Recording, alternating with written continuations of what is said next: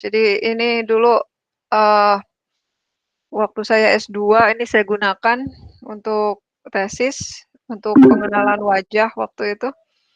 Jadi, topik ini, gabungan dari beberapa konsep, dasar ya yang digunakan gitu. Jadi makanya saya mencoba untuk membagi ke dalam 6 topik, ini lumayan banyak tapi, saya pikir, sebagian topik sudah diperoleh gitu.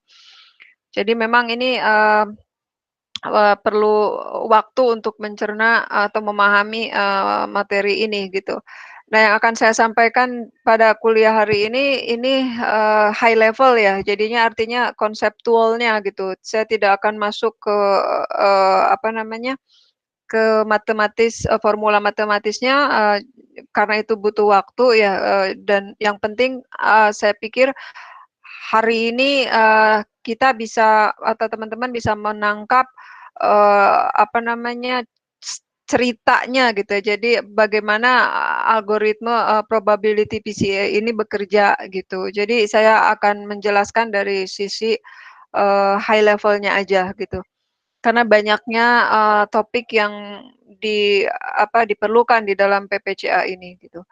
Nah, ada 2 paper yang, sudah saya sampaikan semalam, jadi tolong ini dibaca.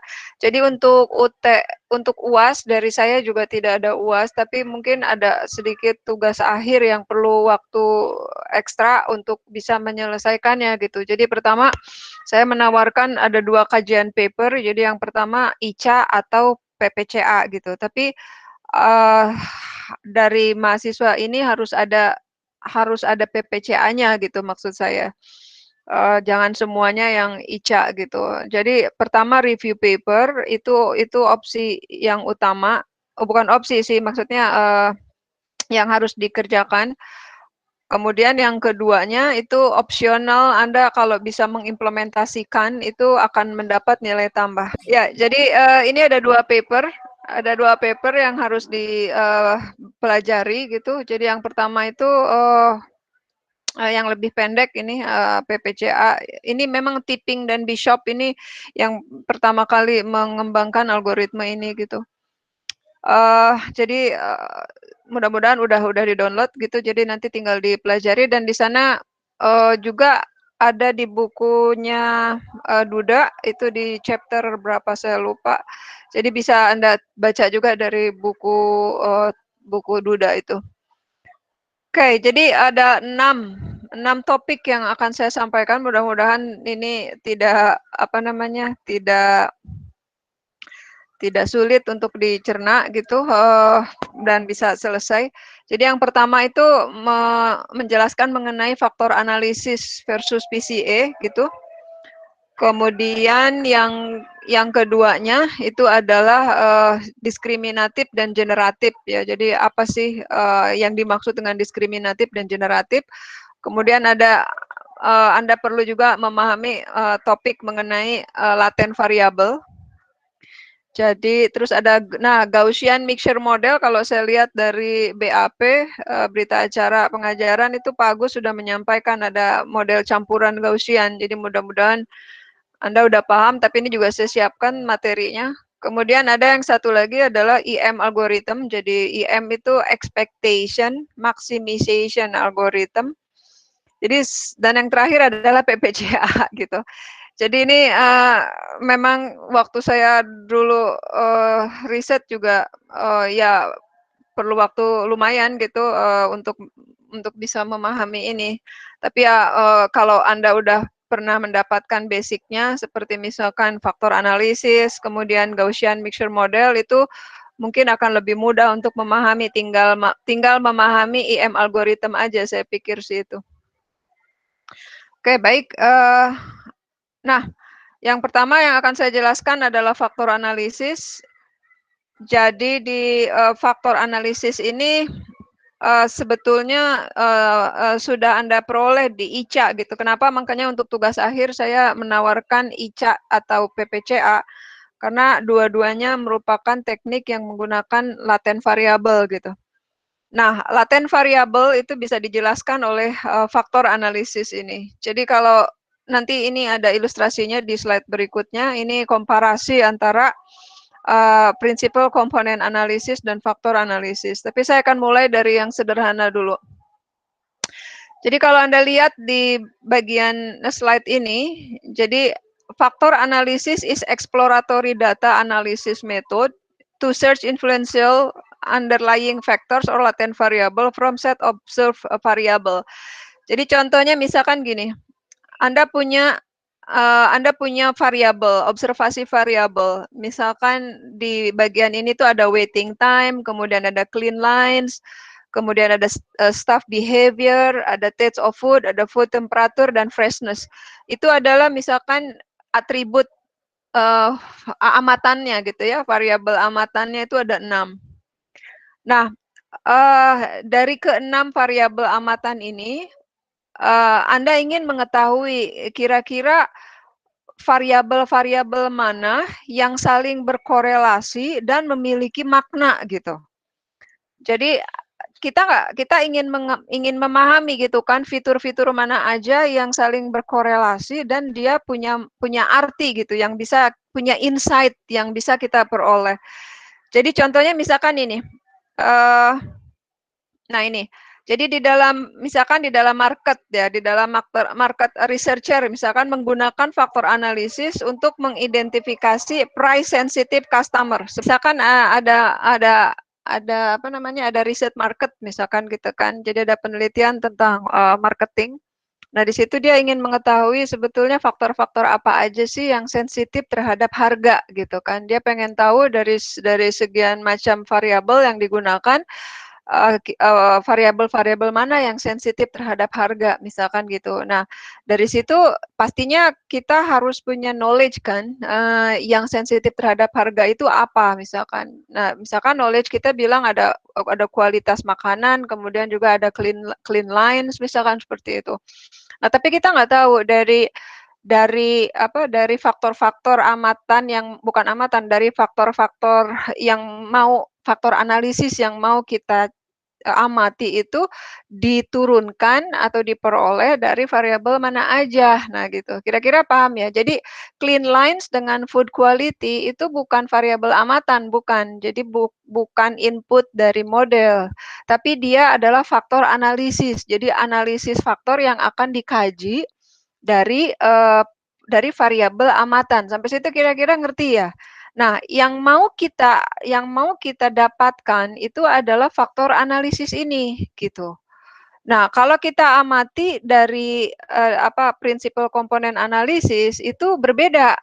Jadi makanya kalau misalkan kita lihat di sini, sampai sini jelas ya kira-kira ya maknanya ya. Jadi faktor analisis itu adalah sebuah teknik yang digunakan untuk kita bisa mendapatkan apa ya, ini disebut sebagai faktor analisis sih ya, insight dari data gitu yang kita amati gitu. Jadi misalkan dari 6 variabel ini ternyata saya punya 2 insight gitu. Yang pertama itu food quality, tapi food quality ini ditentukannya dari mana aja. Nah, jadi sebenarnya tekniknya itu digunakan untuk mencari kira-kira insight atau faktor analisis ini tuh diperoleh dari variabel mana gitu kurang lebih. Jadi ini yang mau didapat gitu.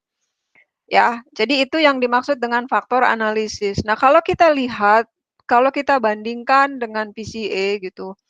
Jadi kalau waktu kalian mempelajari PCA itu kan juga memiliki beberapa variabel. Dari situ kita bisa mendapatkan namanya principal component, ya kan?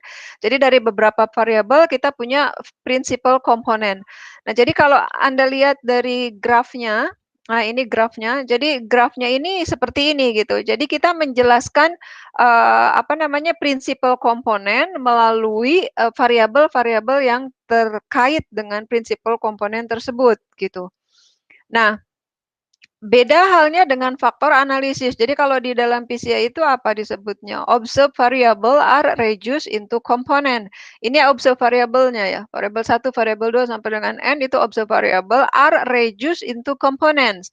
Jadi kita bisa mendapatkan beberapa principal komponen gitu. Jadi memang pada akhirnya PCA itu digunakan untuk mereduksi dimensi kan, yang dimaksud dimensi itu karena kita mendapatkan komponen prinsip yang lebih kecil dibandingkan variabel yang ada, gitu. Nah, lain halnya dengan faktor analisis gitu. Jadi kalau faktor analisis itu adalah kalau dibaca di sini factors drive the observed variable. Jadi kita punya punya punya knowledge gitu kan, bahwa misalkan yang mempengaruhi harga itu adalah food quality. Nah, food quality itu ditentukan oleh apa aja gitu kan.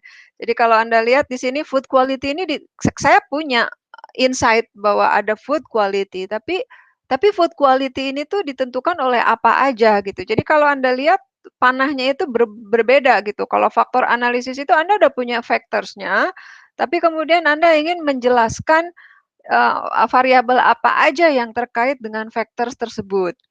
Nah, itu yang membedakan antara faktor analisis dengan komponen analisis.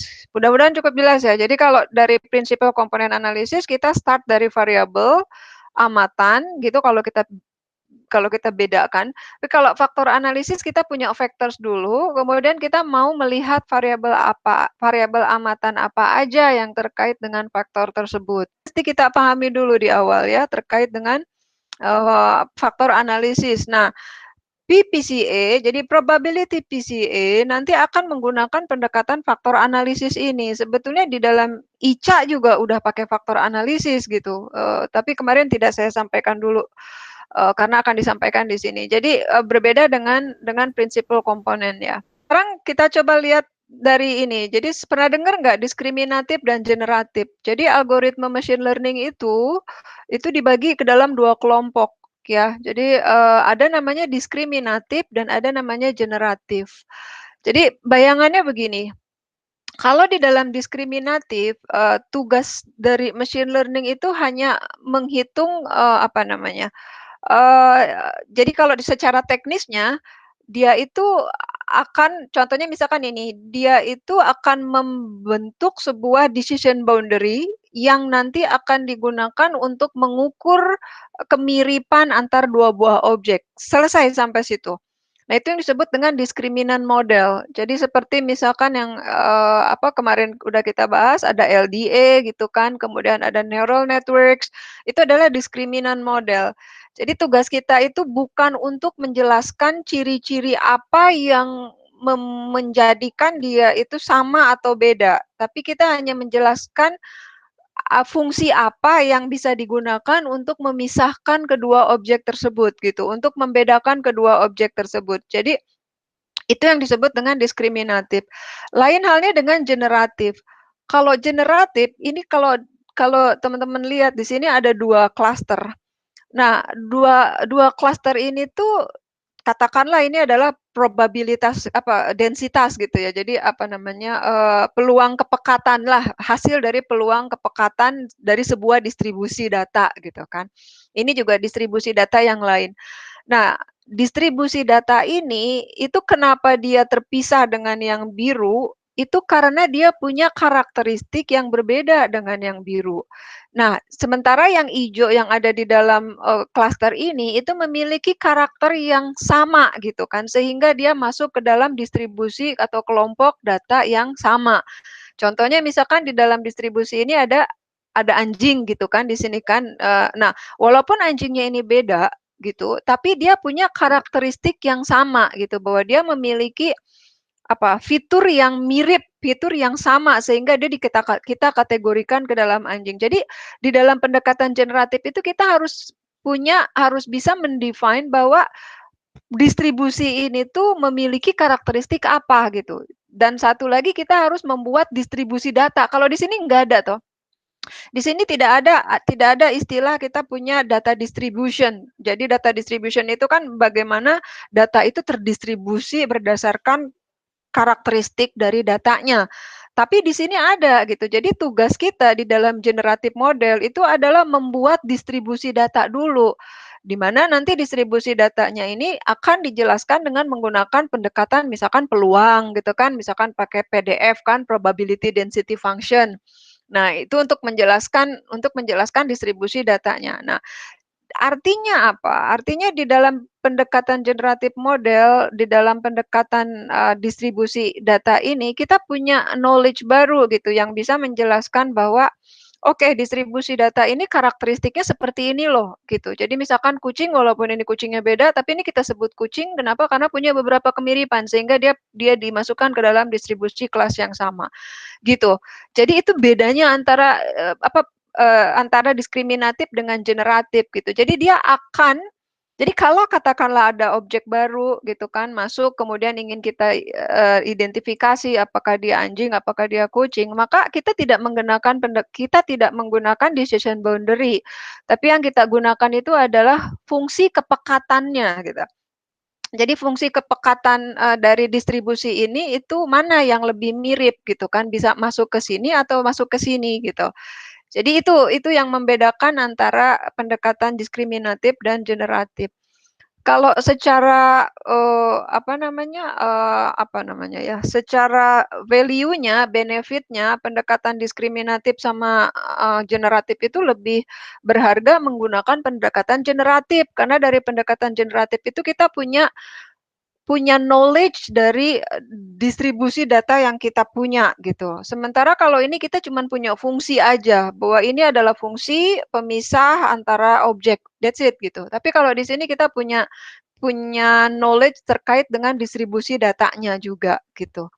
Ya, jadi itu yang membedakan antara pendekatan diskriminatif dan generatif dan PPCA itu dia masuk ke dalam generatif, deep learning itu masuk ke dalam generatif karena deep learning itu juga menggunakan, konsep, probability density function ya, jadi kepekatan peluang dari sebuah distribusi data gitu. Nah, jadi yang semakin semakin canggih, semakin kompleks algoritmenya itu masuk ke dalam kategori generatif model gitu. Karena yang kita dapetin itu insight atau knowledge dari data gitu, bener-bener knowledge dari data. Kalau di sini nggak bisa gitu, di sini nggak bisa karena kita hanya main dengan, fungsi aja, fungsi pemisah aja gitu. Nah, jadi algoritma machine learning itu ada 2 kelompoknya ya, seperti itu. Mudah-mudahan cukup jelas. Nah ini, jadi ini ilustrasinya. Nah ini udah mulai saya kaitkan dengan faktor analisis. Oke, jadi ini di dalam diskriminatif tadi seperti disampaikan bahwa kita hanya memiliki informasi fungsi diskriminan aja, fungsi pemisah aja yang nanti fungsinya ini digunakan untuk mengukur jarak kan. Dari jarak itu kita akhirnya bisa tahu dia tuh masuk ke kelas mana. Udah selesai sampai situ. Oke. Nah, jadi kalau misalkan kita kaitkan dengan pendekatan, apa namanya tadi, ke pendekatan, eee nanti kaitannya dengan laten variabel lah ya. Jadi kalau kita bisa kaitkan dengan pendekatan peluang gitu kan, ke pendekatan peluang, karena nanti, namanya juga probability PCA kan, jadi pasti pakai probability. Nah, kalau kita lihat, diskriminatif dan generatif ini dari perspektif peluang, nah maka kalau kita menggunakan pendekatan diskriminatif, itu sebetulnya peluang yang kita pakai itu adalah peluang bersyarat atau conditional probability gitu. Jadi, fungsi, diskriminan yang kita hasilkan itu merupakan, fungsi kalau dikaitkan dengan peluang, itu adalah fungsi peluang bersyarat. Anda tahu ya peluang bersyarat ya. Jadi di dalam naive Bayes gitu ada namanya, bukan ya naive Bayes atau Bayesian networks itu, ada macam-macam jenis peluang kan. Jadi salah satunya itu adalah peluang bersyarat, ada joint probability, ada conditional probability, ada marginal probability. Nah itu tolong dikaji lagi. Jadi kalau conditional probability itu kan peluang bersyarat, cara bacanya adalah peluang Y setelah X terjadi gitu kan. Nah jadi peluang diskriminan itu model diskriminan itu kalau dilihat dari perspektif peluang, dia itu, adalah peluang bersyarat seperti ini. Nah, artinya kalau kita mau gambarkan dalam bentuk graf ya, kalau kita belajar, peluang itu kan mulai dari naive Bayes, kemudian ada Bayesian networks, itu kita bisa gambarin. Maka gambarnya itu akan seperti ini kalau diskriminatif ini ya. Jadi, di sini peluang Y setelah X terjadi. Jadi dari sini kan apa, X itu kan tadi variabel amatan kan. Jadi variabel amatannya itu sudah terjadi lebih dulu gitu kan, kemudian baru Y terjadi. Jadi Y itu adalah principal komponen kalau kita kaitkan dengan PCA gitu. Jadi PCA itu diskriminatif ya, bukan generatif. Jadi, dari variabel amatan ini maka, menyebabkan munculnya Y gitu. Sehingga kalau ditranslate ke dalam fungsi peluang, dia makanya menjadi peluang Y setelah X terjadi. Kira-kira seperti itu. Kalau tadi Anda amati di dalam faktor analisis ya toh, di dalam faktor analisis, nah ini di dalam faktor analisis fungsi diskriminan kan, yang di mana variabel ini menyebabkan komponen ini terjadi, kan gitu ya. Jadi, bentar saya ganti dulu. Jadi fungsi PCA itu, adalah fungsi, diskriminan gitu. Jadi kita menjelaskan, peluang, komponen gitu kan setelah variabel ini terjadi. Itu pertama, cukup jelas ya sampai situ ya, mudah-mudahan ya. Nah, kalau generatif, tadi seperti saya sampaikan, generatif itu harus, pertama adalah harus mempelajari distribusi datanya. Nah, untuk mempelajari distribusi datanya, nanti kita bisa pakai pendekatan peluang juga kan, di antaranya peluang probability density function. Jadi kepekatan peluang kita bisa pakai. Nah, bedanya dengan diskriminatif, kebalikannya gitu. Jadi kalau di dalam, diskriminatif tadi kita menggunakan peluang bersyarat, kalau di dalam generatif kita menggunakan peluang gabungan. Nah, lihat di sini joint probability. Kalau Anda belajar peluang tolong diingat lagi, nah kalau kita mau nulis joint probability itu adalah gabungan minimal 2 buah kejadian, itu terjadi. Jadi peluang peluang gabungan dari beberapa kejadian. Jadi kalau saya tulis P, X, Y itu adalah peluang X dan Y terjadi, gitu. Jadi dua-duanya terjadi, tapi di situ tidak menginfokan mana yang duluan terjadi. Jadi peluang gabungannya kita harus hitung. Nah, jadi kalau kita maknai dalam bentuk graf, nah ini jadi seperti ini, gitu. Jadi kebalikannya. Jadi ini adalah faktor analisisnya dan ini adalah observasinya. Jadi ini kejadiannya dua-duanya terjadi. Jadi konsep ini akan muncul bersamaan gitu kan, jika apa gitu. Jadi di sini kita akan memprediksi, bukan ya kita akan menghitung peluang gabungan Y dengan, X ini. Jadi Y itu adalah faktor analisisnya dan X ini adalah amatannya, seperti itu. Jadi itu yang membedakannya. Nah, kalau di dalam generatif ini naive Bayes, Gaussian, hidden Markov model yang Pak Agus pernah jelaskan. Kemudian ada ini mixture of Gaussian, nanti kita akan bahas ini peluang campuran, Gaussian campuran, Bayesian networks, Markov random, fields gitu kan. Nah, itu semua model dari, generative model. Dan di deep learning itu pakai ini semua nih. Deep learning itu pakai hidden mark, pakai mixture of Gaussian, pakai Bayesian network juga karena arsitekturnya, gitu. Ya, jadi dia tuh model model generatif kayak paham ya? Jadi ini tadi kenapa saya sampaikan dulu di faktor analisis gitu. Jadi ini faktor analisis ini bisa menjelaskan kejadian observasi apa gitu. Clear sampai sini? Dua konsep ini? Silakan kalau ada yang mau ditanyakan dulu. Sekarang kita masuk ke laten variabel, topik yang ketiga gitu. Laten variabel. Jadi apa sih laten variabel itu gitu. Jadi laten variabel juga nanti akan kita gunakan istilahnya di dalam probability PCA gitu. Jadi sebetulnya ketika kita bekerja di dalam PPCA itu tuh kita bekerja dengan laten variabel, bukan dengan observed variabel, bukan dengan variabel amatan, tapi dengan laten variabel. Nah, laten variabel itu diperoleh dari mana? Nah, coba Anda lihat di sini gambarnya. Ini berarti yang mana tadi kalau Anda amatin? Jadi Anda punya faktor analisis, kemudian di sini punya variabel.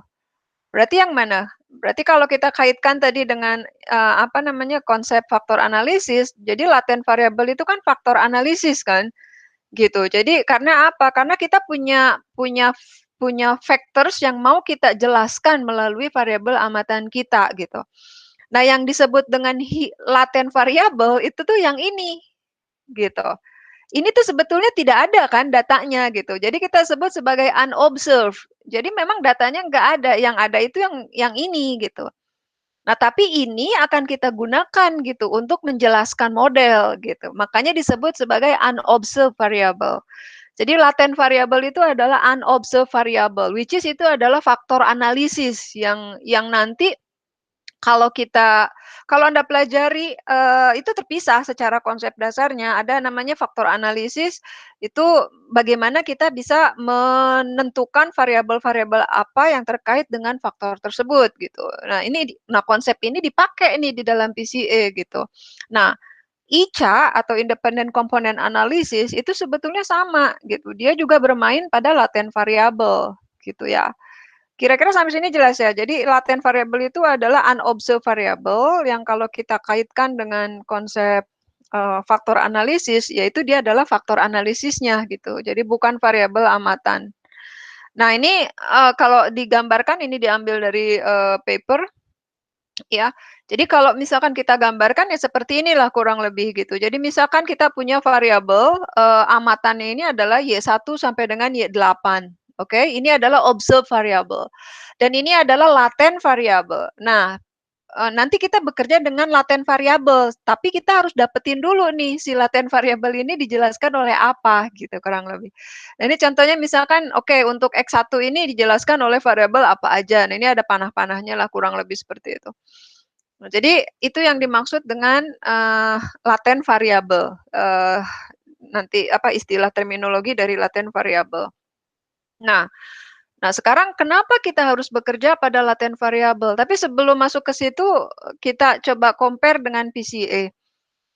Kalau tadi PCA digunakan kita digunakan untuk mendapatkan prinsipal komponen, di mana jumlah prinsipal komponennya itu pasti lebih kecil daripada variabel amatannya kan. Yang akhirnya itu bisa digunakan untuk mereduksi variabel kan, istilahnya kan gitu. Untuk mereduksi fitur. Jadi, nah kalau Anda lihat di latent variable juga sama, ya kan? Jadi yang tadinya kita punya let's say ada 8 variabel amatannya, nah sekarang kita punya latent variabelnya itu cuma 6 gitu. Ya, jadi apa? Jadi, apa namanya, PPCA, Probability Principal Component Analysis, itu juga kegunaannya bisa digunakan untuk mereduksi fitur. Dengan kata lain gitu ya, sama seperti halnya PCA seperti itu ya. Karena kita bermain pada nanti variabel laten yang juga ukurannya lebih kecil pastinya kan dengan yang variabel amatannya gitu. Karena merupakan gabungan dari beberapa variabel amatan seperti itu. Jelas ya sampai situ ya untuk persamaan dan perbedaannya kedua konsep itu. Ya, nah sekarang kenapa bekerja pada level latent variable ini tuh penting gitu. Ya, kenapa kenapa algoritma-algoritma yang sekarang berkembang itu yang sudah lebih advance itu memilih untuk bekerja pada latent variable dibandingkan dengan variabel aktualnya gitu kan. Ya, jadi ini bukan hanya sekedar dari sisi kuantitasnya yang lebih kecil saja, tapi lebih kepada level level maknanya gitu. Jadi kalau kita bekerja pada latent variable itu kalau dilihat dari makna apa, kalau di bahasa itu kan paling rendah itu makna makna sintaktik, kemudian ada makna semantik. Kita tuh udah bekerja pada level yang lebih tinggi gitu. Karena sudah kita gabungkan beberapa konsep beberapa objek menjadi sebuah konsep gitu loh. Jadi, nah itu tuh apa gitu. Jadi itu alasannya kenapa kita bekerja pada variabel laten gitu. Eee, neural deep learning itu udah cukup jelas banget bahwa dia tuh bekerja pada laten variabel gitu. Jadi kalau Anda ikut kuliah saya di deep learning itu kan pada akhirnya deep learning itu ujungnya itu membentuk high level gitu kan. Nah, high level itulah yang disebut dengan latent variable karena algoritma mampu membentuk itu gitu. Kira-kira gitu ya, ngerti ya? Jadi kalau misalkan kalau di objek gambar katakanlah, misalkan saya mau membentuk wajah gitu kan. Nah, variabel amat wajah seseorang katakanlah gitu. Nah, variabel amatannya itu matanya gimana, hidungnya gimana, mulutnya gimana. Nah, ke semua komponen itu digabung menjadi sebuah wajah gitu kan. Nah, itu yang dimaksud dengan laten. Nah, jadi itu kenapa kita, algoritma yang lebih baik atau lebih advance itu bekerja pada laten variabel. Nah, Anda lihat ini, coba Anda lihat, kalau kita bekerja pada low level katakanlah ini image gitu ya, maka misalkan ini image huruf apa, nol atau O gitu ya. Ini kalau kita bekerja pada low level, kita bekerja pada pixel base kan. Kita punya intensitas dari pixel saja. Ini low level, very very low level gitu. Nah, tapi kalau data ini kita punya data itu banyak, kemudian kita gabungkan dan kemudian kita punya sebuah representasi pada ruang dimensi yang lebih tinggi, dia akan membentuk sebuah apa namanya? Ya kalau kita bilang makna, ini ada artinya. Oh, ternyata data ini tuh bentuknya kayak Swiss roll gitu. Data set kita tuh ternyata berbentuk gitu. Ya, tapi kalau kita ngelihat dari level yang paling bawah itu betul-betul tidak berbentuk. Sama seperti kalau kalau tolong dimatiin Mas, di-mute Mas.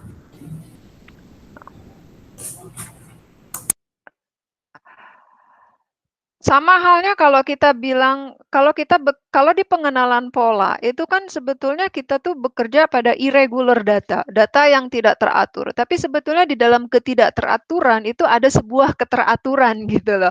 Itu kan kalau kita bicara pemodelan yang pada dunia nyata kan seperti itu. Ini kayak COVID aja. COVID ini seperti sesuatu yang tidak teratur gitu. Tapi kalau kita amati lebih dalam, itu mungkin nanti kita akan menemukan keteraturan.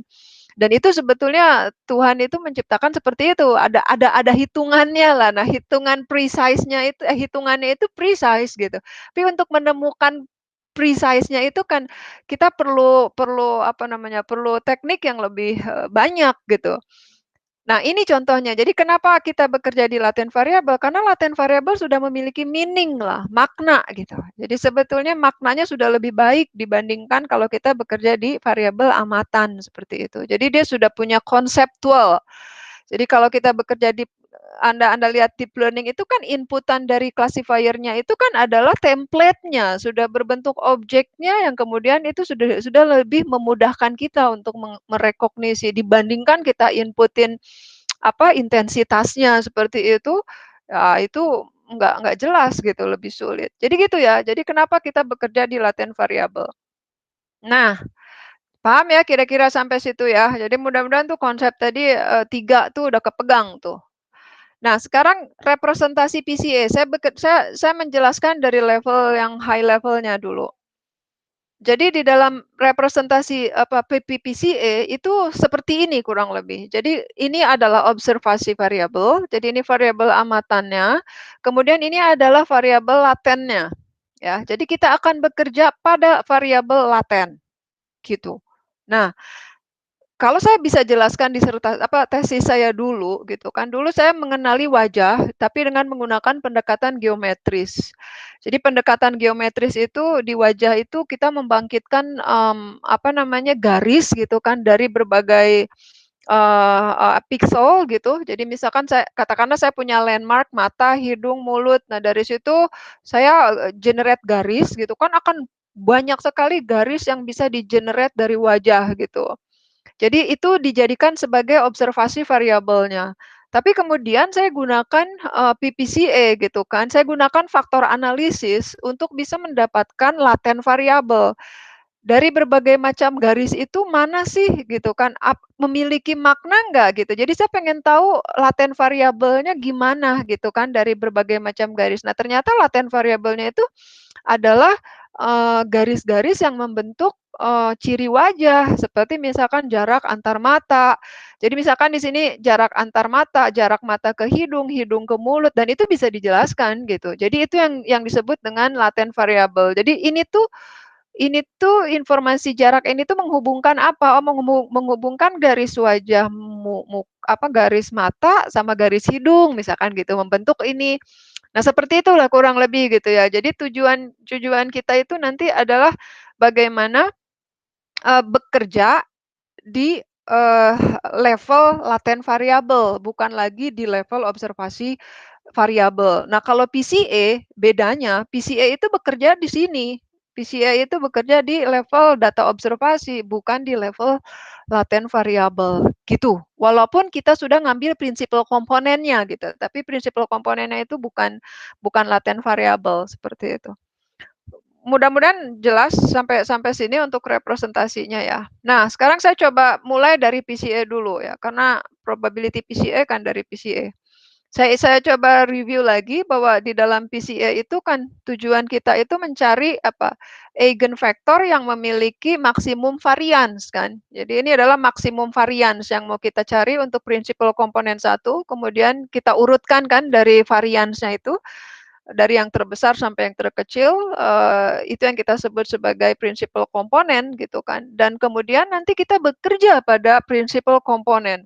Nah, kalau kita analogikan dengan latent variable, tapi tidak sama sekali lagi, ini adalah faktor analisisnya gitu. Nah, tapi kalau di sini nanti kita pada akhirnya akan bekerja pada ruang vektor principal komponen gitu kan, kalau di PCA kan. Nah, jadi ini kita sebut sebagai component space.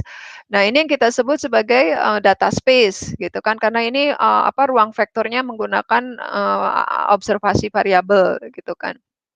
Ya, jadi ini nanti pada akhirnya kita bekerja. Nah, PPCA sama gitu, cuman PPCA-nya ini bukan dari prinsipal komponen, tapi dari faktor analisis gitu. Ya, di mana dia menggunakan pendekatan tadi, pendekatan distribusi gitu. Jadi di situ udah lebih canggih gitu kan. Jadi kita udah bisa ngejelasin ini distribusi data ini karakteristiknya apa sih gitu kan. Itu udah bisa kita jelaskan gitu. Nah, oke. Nah, ini mulai tarik nafas dulu ya. Ini jangankan ngajarnya gitu, ini bikin materinya aja saya nyusun materinya gimana supaya gampang gitu ngejelas. Ini totally different dengan semester sebelumnya, jadi saya coba coba rangkum supaya lebih mudah gitu penjelasannya. Oke ya, sampai situ ya. Sekarang kita masuk ke probabilistic PCA gitu. Nah, jadi probabilistic PCA ini menggunakan konsep seperti apa sih gitu ya. Nah, kalau kita amati gambar ini, katakanlah,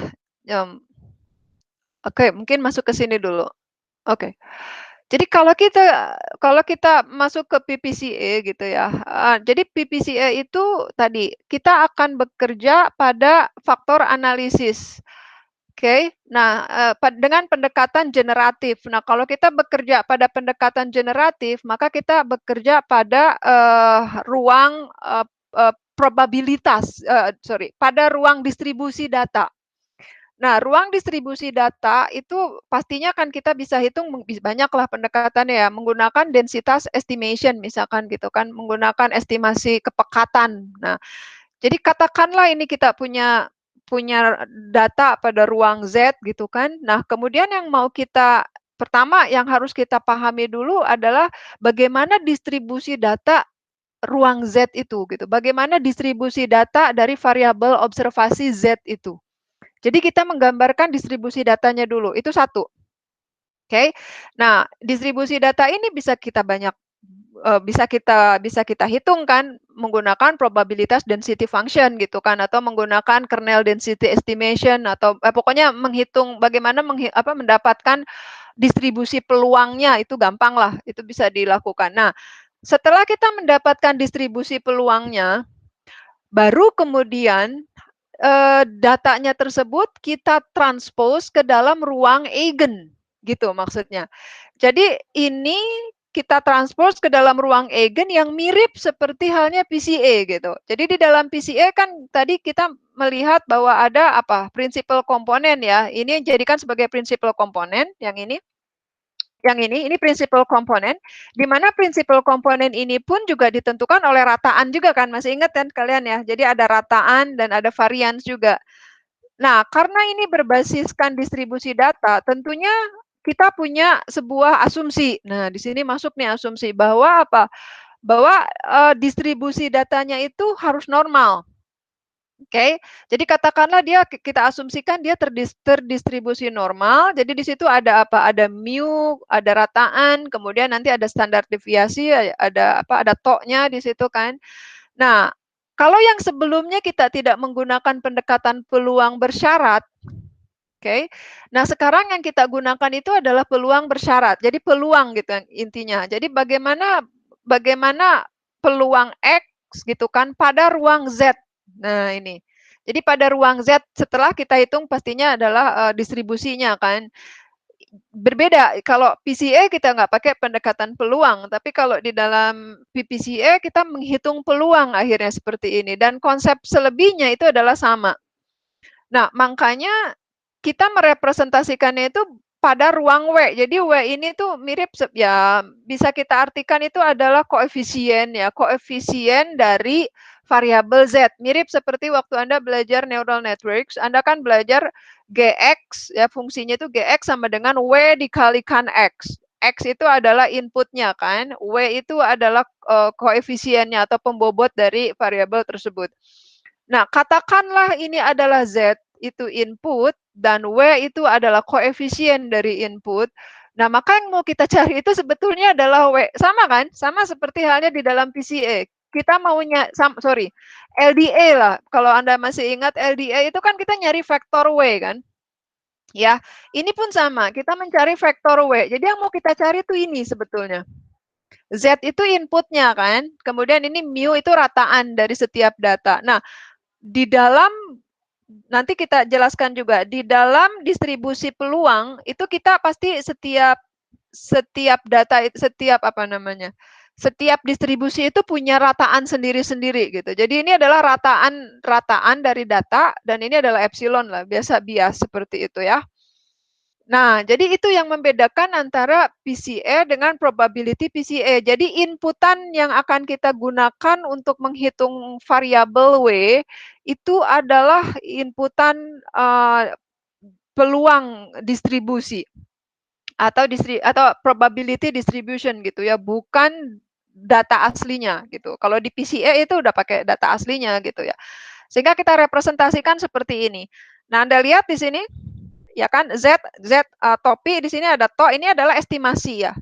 Jadi kalau kita baca ada bacaan ini adalah estimasi nilai Z. Jadi atau Z itu diestimasi melalui sebuah kepekatan peluang dari Z. Nah, ini adalah kepekatan peluang ini yang warna ungu gitu. Jadi nilai Z itu kita dekati dengan kepekatan peluang dari Z. Kurang lebih seperti itu. Kemudian di sini draw a value for X ya kan from Nah, nanti saya jelaskan apa itu isotropic Gaussian distribution. Ini kaitannya topiknya nanti dengan mixtures models ya, mixtures model. Nanti ada di slide terakhir. Jadi di skip dulu aja sampai situ.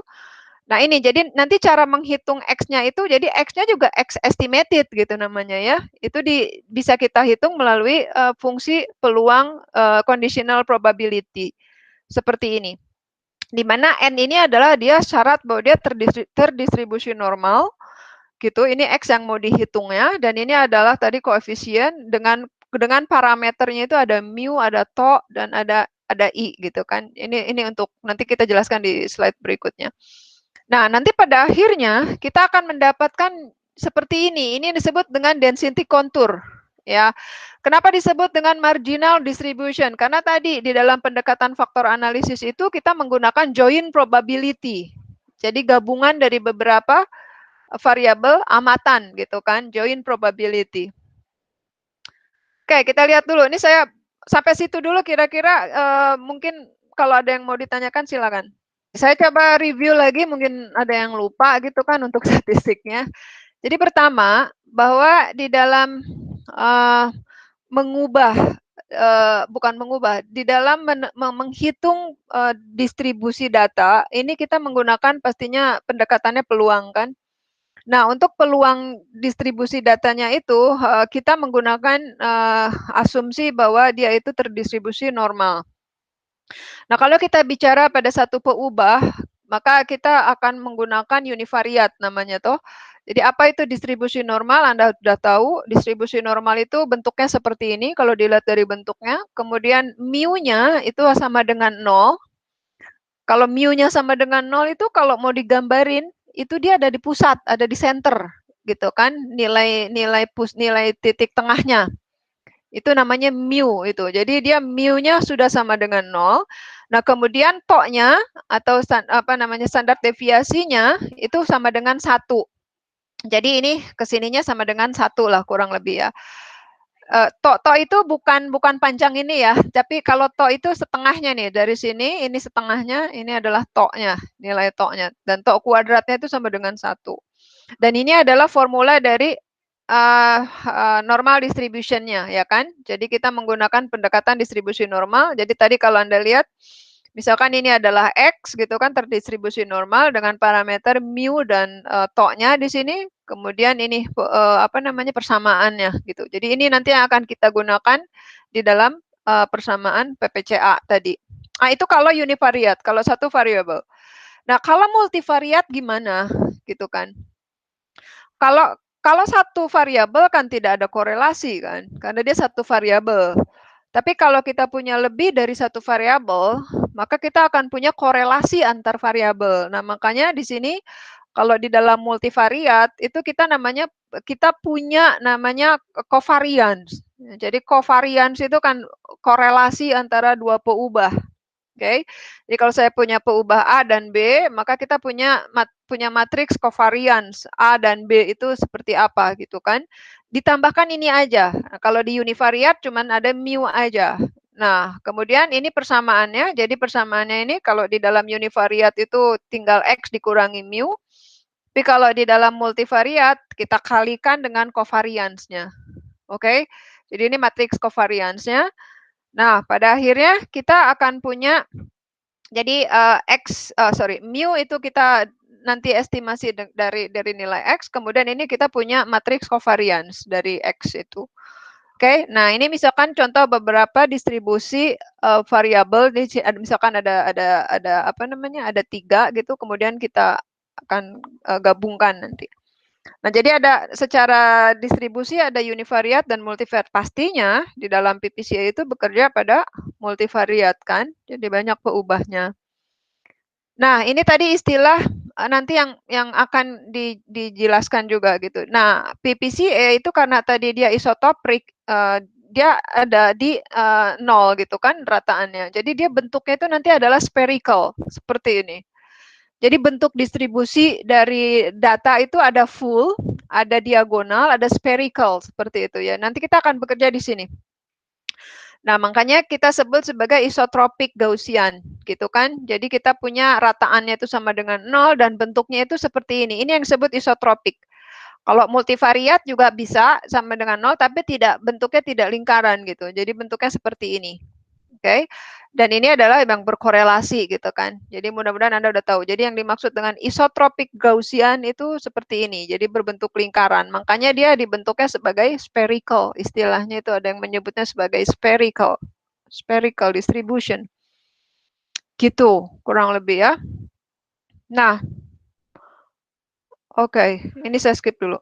Nah, sekarang apa itu Gaussian mixers models gitu kan. Nah, Gaussian mixers model ini perlu jadi model apa namanya campuran gitu kan. Ini Pak Agus dan nerangin mestinya Anda udah paham ini. Tapi saya review sedikit aja. Jadi model campuran Gaussian itu pastinya bekerja pada multivariat toh gitu ya. Jadi ada beberapa peubah. Jadi kalau misalkan ini, kalau Anda lihat di gambar ini ada distribusi 3 buah variabel kan. Jadi yang pertama adalah ini, yang kedua adalah ini, dan yang ketiga adalah ini. Jadi ada 3. Nah, tapi ketika kita gabungkan semuanya, maka distribusinya menjadi seperti ini, yang garis tebal gitu kan. Nah, kalau kita gambarkan ya dalam ruang 3 dimensi, nah ini seperti ini gitu. Jadi ada peak-nya 1, kemudian ini ada peak yang kedua dan ada peak yang ketiga seperti ini ya. Nah, itu yang dimaksud dengan Gaussian mixture model. Bagaimana cara memperolehnya? Oh, PPCA itu nanti bekerja pastinya pada mixture model kan dengan model Gaussian yang tadi sudah saya jelaskan. Oke. Nah, sekarang Gaussian mixture model itu apa? Kalau kita bicara Gaussian aja, terus sekali lagi kita bekerja pada univariat dan bentuknya seperti ini. Kemudian karakteristiknya dia seperti Bell, simetris karena dia standar deviasinya tadi kuadrat dari standar deviasinya sama dengan 1, min-nya sama dengan 0. Nah, kalau kita bicara pada mixture model, jadi mixture model itu mengasumsikan apa? Data, underlying data to belongs a mixture distribution. Jadi kita punya distribusi campuran. Jadi kalau kita punya data, dan data ini nanti akan punya beberapa distribusi gitu. Jadi ini ada 3 distribusi data. Jadi yang biru, yang hijau, dan yang merah gitu ya. Nah, jadi probabilistic model ya which assume that underlying data to belong a mixture distribution. Jadi setiap distribusi data ini nanti punya nilai masing-masing. Dia punya nilai mu masing-masing, ini juga punya mu, dan ini juga punya mu, punya rataan masing-masing, dan punya nilai apa tadi covariance masing-masing gitu ya. Nah, itu mixture models. Jadi ada lebih dari satu peubah lah gitu ya. Lebih dari satu apa distribusi gitu. Nah, coba lihat ini. Ya, Gaussian mixture model. Jadi Gaussian mixture model itu direpresentasikan secara seperti ini ya. Jadi W itu adalah mixture komponennya, ya mixture tadi mirip tuh yang di dalam PPCA juga itu W itu bisa disebut sebagai tadi latent variable atau mixture komponen sama aja lah. Kalau di GMM ya karena namanya mixture model itu adalah mixture komponen gitu kan istilahnya. Tapi maknanya sama. Jadi kalau kita mau merepresentasikan dalam bentuk peluang, jadi PX itu jadi ini adalah mixture-nya ya. Mixture-nya itu yang mana? Jadi PX itu yang ini nih, yang garis hitam. Yang garis tidak terputus-putus, itu PX. Jadi PX itu adalah gabungan dari beberapa peluang distribusi data yang ada. Jadi kalau ini adalah N buah distribusi data. Jadi di sini ada N buah distribusi data. Jadi peluang gabungan atau mixture model itu adalah gabungan dari beberapa distribusi data gitu. Dan masing-masing distribusi data ini nanti memiliki koefisien komponennya gitu. Sama ya. Jadi ini W1. Nah, yang mau kita cari itu ini sebetulnya. Jadi dari macam-macam peubah itu gitu, dari masing-masing distribusi itu nanti kita mau cari mixture modelnya. Si W itu adalah mixture modelnya kalau dikaitkan dengan GMM seperti itu ya. Nah, makanya diartikannya seperti ini kan. Jadi mixture weight atau mixture coefficient atau kalau mau dikaitkan dengan latent variable itu adalah latent variable atau faktor analisisnya yang nanti mau kita olah gitu, yang mau kita gunakan. Oke, nah kemudian PIX-nya itu adalah density function. Nah ini masing-masing data itu kita bisa hitung PDF-nya. Jadi probability density function gitu ya. Ini gampang lah kita menghitung. Bagaimana caranya kita menghitung probability density function dari setiap sebaran data yang ada seperti itu. Oke. Baik. Nah, kemudian dari masing-masing itu ya. Nah, ini kan kalau kita lihat dari gambar ini, jadi yang kalau Anda lihat yang garis yang hitamnya itu yang tidak terputus-putus itu adalah true distribution. Maksudnya ini adalah mixtures distribution-nya gitu ya. Jadi ini adalah yang disebut dengan kalau dikaitkan dengan istilah ini adalah ini mixtures komponennya tuh ini loh. Nah, yang histogram yang belakang itu adalah aktual datanya gitu ya. Nah, yang ternyata yang mixer distributionnya ini dibentuk dari berapa ini? Dari 3 nih. Yang satu yang ini, satu distribusi dari dua ya. Ini satu, kemudian ini 2 nih, ada 2 distribusi data yang kemudian digabungkan jadilah begini, seperti itu ya. Nah, kemudian kalau ini best fit normal, jadi ini untuk syarat bahwa dia terdistribusi normal seperti itu. Syaratnya. Nah, artinya apa? Jadi kalau ini ada 2 distribusi, kalau dikaitkan dengan P1 dan P2, ini adalah ada peluang PDF1 ada PDF2 seperti itu ya. Nah, jadi masing-masing probability density function itu punya nilainya masing-masing. Dia juga punya mu, ya kan? Dia juga punya nilai covariance-nya masing-masing.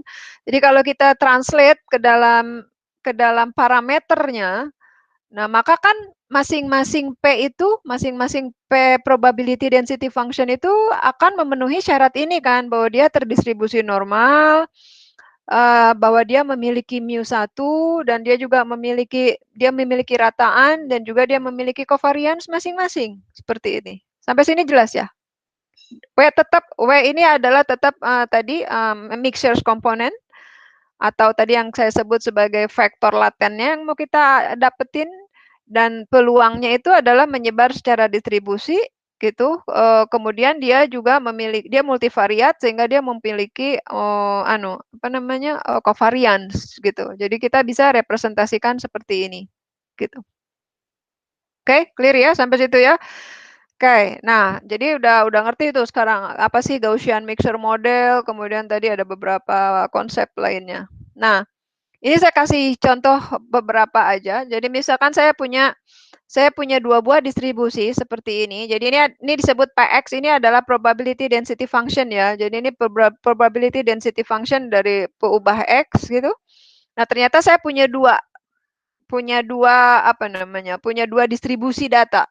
Nah, 2 distribusi data ini katakanlah komponen 1, ini komponen 2, masing-masing punya rataan, masing-masing punya covariance.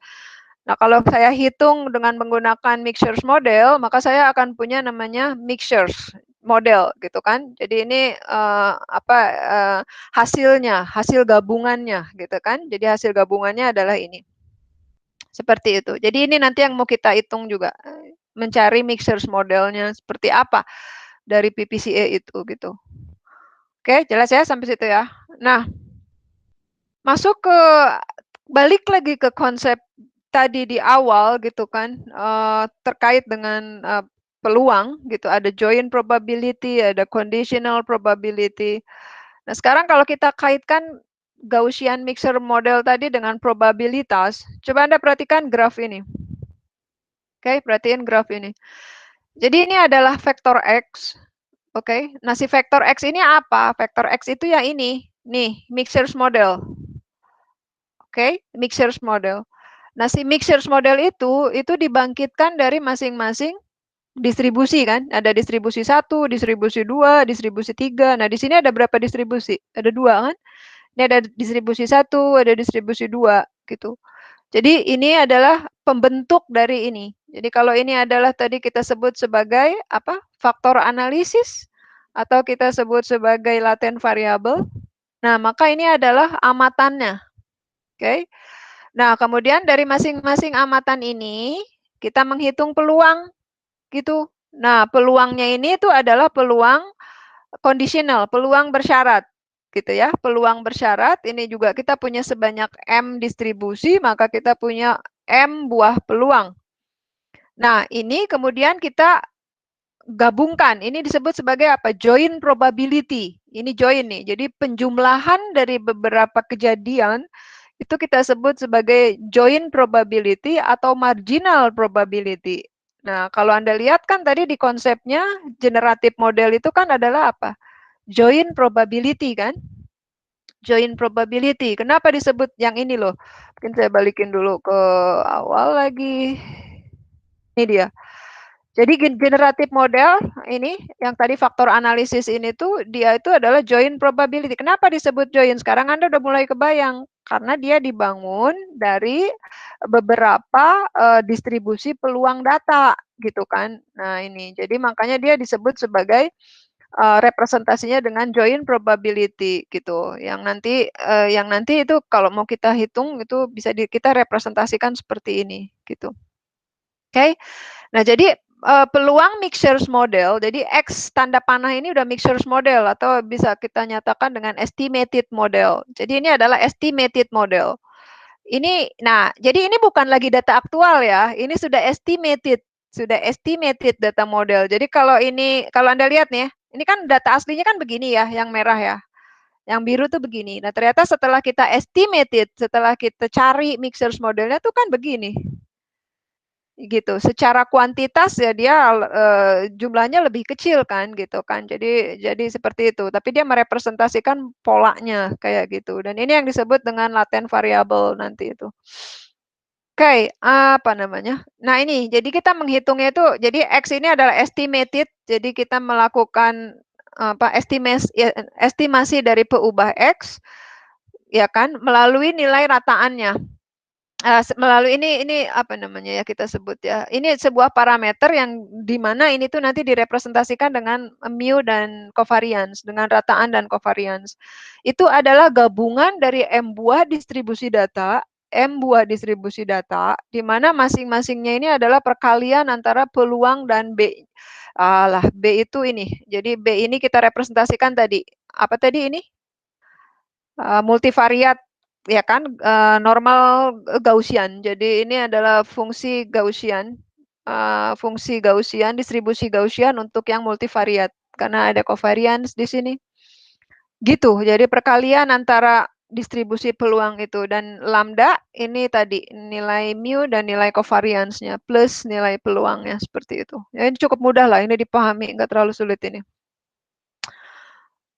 Oke, nah sejelas saya lanjutkan apa namanya ceritanya. Nah ini sekarang sudah masuk ke topik yang kelima kalau nggak salah ya. Jadi sudah masuk ke IM algorithm. IM algorithm itu terkait dengan maksimum likelihood. Jadi IM itu dibangun dari algoritma maksimum likelihood, which is itu Anda udah dapat sama Pak Agus kalau saya lihat itu. Jadi maksimum likelihood itu apa namanya konsep dasar di dalam algoritma IM.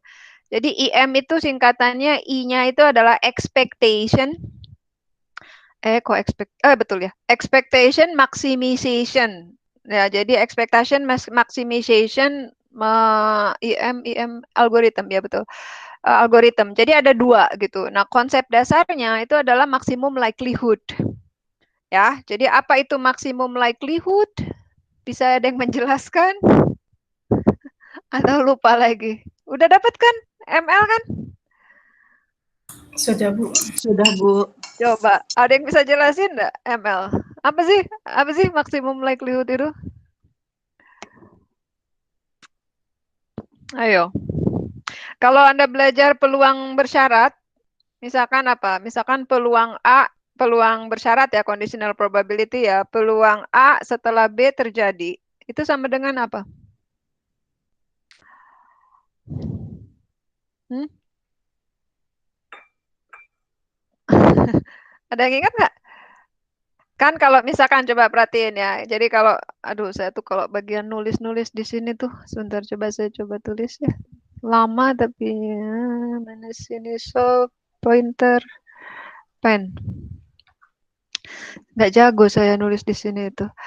Jadi kalau misalkan peluang, oke,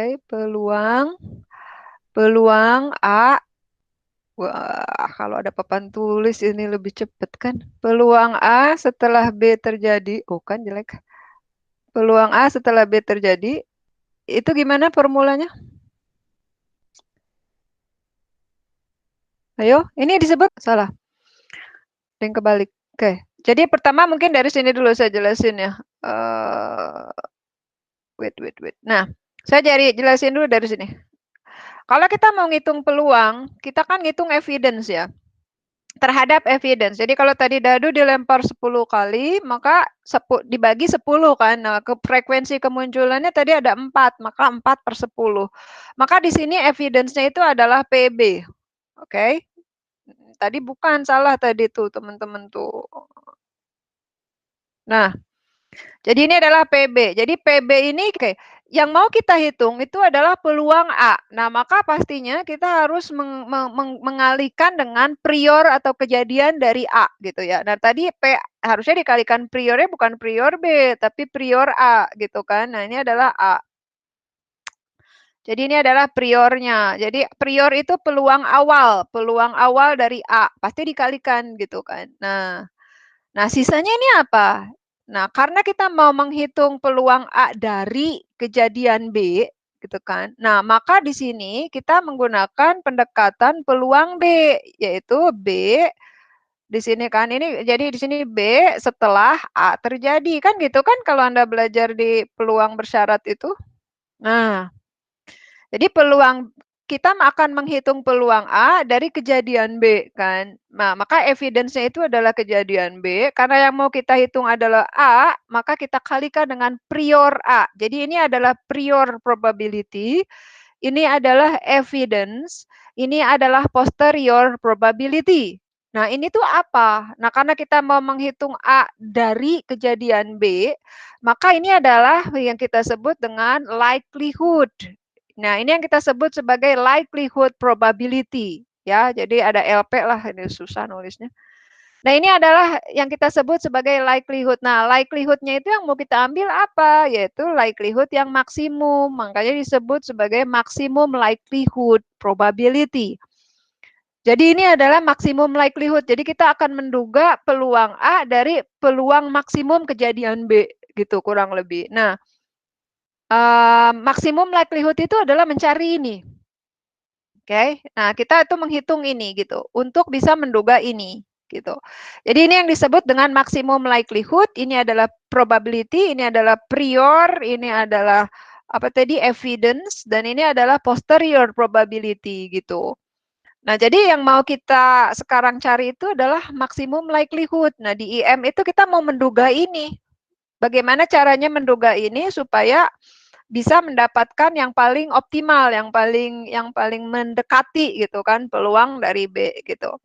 Nah, tadi di dalam mixture density, di dalam peluang gabungan tadi, ya kan, peluang kepekatan gabungan kan kita menghitungnya seperti ini kan. Jadi kita mau mengestimasi X dari tadi apa lambda. Lambda itu tadi apa? Dari distribusi dari masing-masing distribusi kan, dari mu1, kemudian dari covarian 1, seperti itu kan. Nah, itu yang mau kita hitung. Dan itu harus lebih besar gitu kan, atau sama dengan dari peluang yang aslinya, seperti itu, kurang lebih gitu ya. Nah, jadi kita cari dengan pendekatan maksimum likelihood. Nah, kalau kita mau hitung pakai pendekatan maksimum likelihood, nah ini keluar deh tadi tuh, yang kayak saya tulis tadi ini. Kita cari mixture density-nya itu dengan menggunakan pendekatan maksimum likelihood. Jadi kalau Anda lihat yang mana tadi? Yang ini ya. Yang ini ya. Gitu ya. Nah, itu bagaimana cara perhitungannya? Nah, ini mirip. Nah, ini adalah evidence. Kalau tadi disebut dengan ini PB, ini adalah evidence. Kalau Anda lihat tadi ini apa? B itu kan tadi notasi peubah aja ya untuk nih, untuk distribusi Gaussian, untuk multivariate distribution Gaussian. Oke, M ini adalah apa? Gabungan. Jadi sigma. Sigma ini adalah semua kejadian. Semua kejadian. Kalau ini ada disebut kejadian peluang, semua kejadian. Kalau ini disebut sebagai apa tadi probabilitas density atau kepekatan peluang. Nah, ini adalah kepekatan peluang, gabungan dari kepekatan peluang, which is itu adalah evidence. Semua kejadian ini adalah evidence. Oke. Nah, kemudian yang mau kita cari itu adalah maksimum likelihood. Berarti yang mau kita cari itu yang ini kan sebenarnya. Gitu. Nah, itu tuh didapat dari mana gitu kan. Nah, ini. Jadi di sini itu adalah P yang mau kita cari itu adalah PI, PB, PBI. Ini tergantung mau ngitung distribusi yang mana kan, dibagi dengan semua kejadian gitu. Jadi semua kejadian. Ini disebut sebagai komponen densitas, ini disebut sebagai mixture densitas gitu. Dan nanti kalau diterjemahin mu-nya itu didapat dari mana, sigmanya itu didapat dari mana ya, ini formulanya lah, kurang lebih seperti itu ya. Jadi kalau kita mau, jadi nanti yang mau kita cari itu kan apa sih? Kita tuh mau mendapatkan nilai W kan, di mana nilai W-nya itu diturunkan dari mu, dari rataan dan dari covariance. Covariance itu dihitung dari standar deviasi gitu kan. Nah, itu tinggal kita masukin aja gitu. Kalau ini kalau kita mau menghitung apa namanya tadi mixture weight-nya ya hanya memasukkan mixture weight-nya. Kalau kita mau menghitung mu berarti dikalikan dengan datanya gitu kan, karena mau ngitung rataan. Kalau mau ngitung standar deviasi tinggal kita kurangi dengan rataan dari distribusi itu sendiri, hitung variansnya tadi gitu. Jadi apa namanya itu cara perhitungannya seperti itu. Nah, kita mau mencari istilahnya itu adalah apa, nilai mu dan nilai varians, nilai rataan dan nilai varians yang paling optimal, yang bisa merepresentasikan data aktual. Jadi apa sih yang mau dicari? Coba Anda lihat ini. Ilustrasinya. Jadi ini adalah data aktual toh. Data aktual, ini ada fiturnya, ada konsentrasi, ada volume. Nah, apa yang dilakukan di dalam IM algorithm dulu? Nah, IM algorithm itu sebetulnya kita mau mencari ini ujung-ujungnya.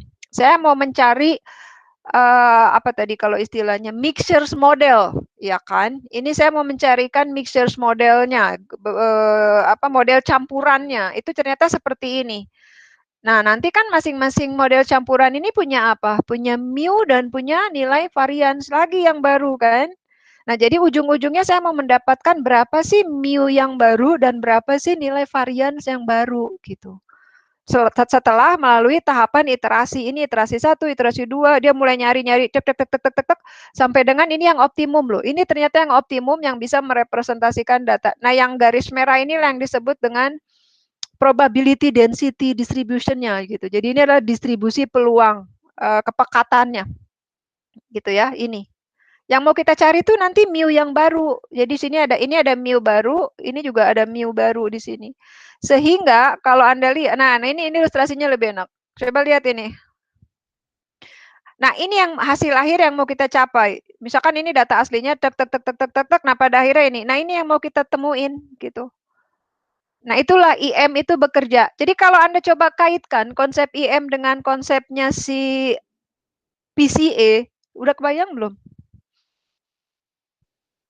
Udah nyambung belum sampai situ? Kenapa IM dipakai di dalam PCA? Untuk nentuin apa kira-kira?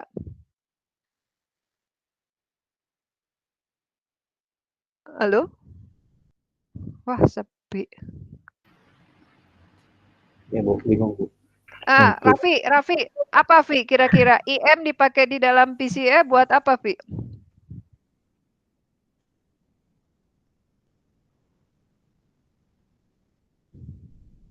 Raffi? Ya, Bu. Kira-kira buat apa? Maaf. Untuk memaksimumkan tuh, Bu ya? Ya, memaksimumkan apa? Untuk ngedapetin apa? Kan tadi kan di dalam PCA itu kita mau cari prinsipal komponen, bukan? Laten. Ya, prinsipal komponen itu kan sebetulnya kan Ya. ruang baru ya. Distribusi data baru, bener nggak? Oh, Ya kan? Nah, jadi si IM iya, Bu. algorithm itu digunakan untuk mendapatkan ini space yang baru. Nah, ini kan akhirnya space baru nih yang yang dua terbentuk ini yang kuning sama yang merah itu space baru gitu loh. Nah, jadi karena probability PCA menggunakan pendekatan peluang, maka untuk mencari distribusi baru, distribusi data yang baru, yang optimal, maka dia pakai pendekatan IM gitu. Jadi IM algorithm itu dipakai di PCA untuk mendapatkan yang tadi yang disebut sebagai mixers model atau disebut sebagai latent variabelnya gitu. Atau di dalam PCA disebut sebagai principal komponennya. Itu peran dari si IM gitu. Jadi nanti dari si IM itu kita bisa udah bisa mendapatkan ruang baru. Nah, sebetulnya jadi yang dicari udah habis ya. Nah, yang dicarinya itu di dalam IM algorithm itu seperti ini gitu. Ini kan kalau kita melihat dari perspektif PCA, kalau ini kita punya data yang hijau, kemudian saya mau mencari apa namanya prinsipal komponennya. Nah, ini saya dapat nih. Oke, berarti prinsipal komponennya tuh madep sini gitu. Nah, untuk mendapatkan ini tuh kan saya perlu apa kalau karena dia pendekatannya peluang, saya perlu mencari distribusi yang paling maksimum, yang optimal maksudnya, yang paling mendekati distribusi data yang aslinya. Nah, itu kenapa kita pakai IM algorithm gitu. Di mana IM itu adalah tadi maksimum likelihood kan. Jadi kita sudah pasti akan mendapatkan nilai likelihood yang paling optimal gitu dengan pendekatan IM gitu. Nah, jadi IM itu kan tadi stand for expectation maximization. Jadi apa sih yang dilakukan di ekspektasi gitu kan? Pertanyaannya adalah itu. Kayaknya nggak dimasukin, slide-nya kurang satu. Jadi yang dimasukkan di ekspektasi itu adalah ketika di bagian expectation maximization, ekspektasinya itu dia akan mengupdate nilai mu. Kan kalau Anda lihat di gambar ini, perhatikan gambar ini. Ini iterasi pertama, ini iterasi ketiga, kelima, ke-15, ke-25. Maka kalau Anda lihat, distribusi yang hijau sama yang merahnya kan berubah-ubah kan. Nah, ketika dia berubah-ubah, pastinya kan nilai mu sama nilai covariance tadi berubah dong. Ya kan? Nah, jadi pada saat dia expectation dan di bagian expectation yang dia lakukan itu adalah mengupdate nilai mu, nilai rataan dan nilai variance. Ketika dia ini iterasi 1, iterasi 2 udah beda nih. Nilai rataan sama variance-nya pastinya beda. ini juga beda, ini juga beda. Nah, dia update, itu variance namanya. Oke, paham sampai situ? Variance lagi. Itu tahapan expectation namanya. Maximization-nya yang mana? Nah, maximization-nya itu adalah menghitung ininya, ngitung peluang maksimum likelihood-nya itu ngambil yang paling maksimum, maksimum likelihood. Makanya dipakainya kan di bagian teorinya kan yang dipakai itu adalah maksimum likelihood kan. Nah, makanya dipakai untuk di dalam IM itu maximization namanya. Jadi IM, I-nya itu adalah melakukan updating nilai mu dan nilai apa namanya variance, nilai to-nya. Maximization-nya itu mengupdate nilai mixers-nya. Jadi duluan mana? Duluan duluan duluan mengupdate min sama variance atau duluan ngitung mixers-nya?